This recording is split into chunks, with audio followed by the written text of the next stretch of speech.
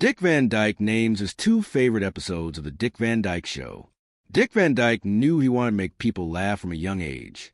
Van Dyke, 99, and his wife Arlene took part in a Q&A about his life during the Dick and Arlene Van Dyke Present Vandy Camp event at Aviator Nation Dreamland in Malibu, California last month. Addressing the crowd, the actor said he was doing a Christmas pageant at church, and I was the baby Jesus. And I don't know what I did, but I got laughs. I did something funny, he recalled. And I said, I like this.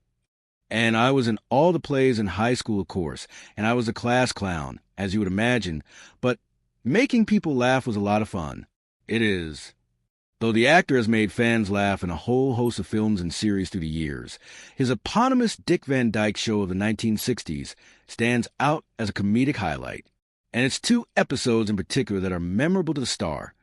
All of my favorite shows were the very shows we had to fight the network for, he said, recalling moments execs would say, you can't do that.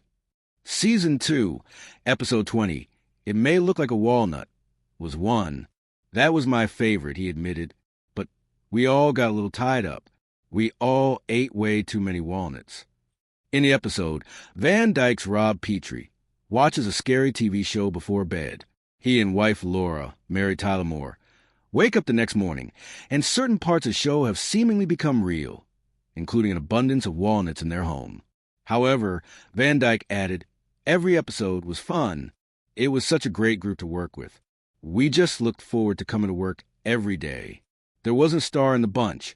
Everybody just enjoyed. The shows that do comedy without an audience, I don't understand those people.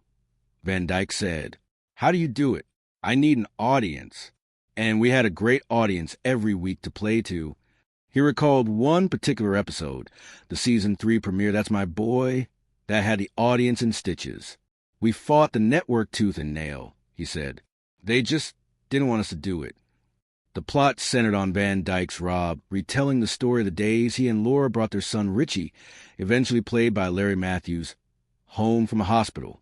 Convinced the hospital had swapped babies with a neighboring set of new parents, the Peters family, the moms and dads met, only to discover the Peterses were black, a rarity in the show's very white world. When the audience saw that couple walking the door, Van Dyke recalled, they started to laugh and we had to cut the camera and just sit there. It was the longest laugh I have ever experienced in my life.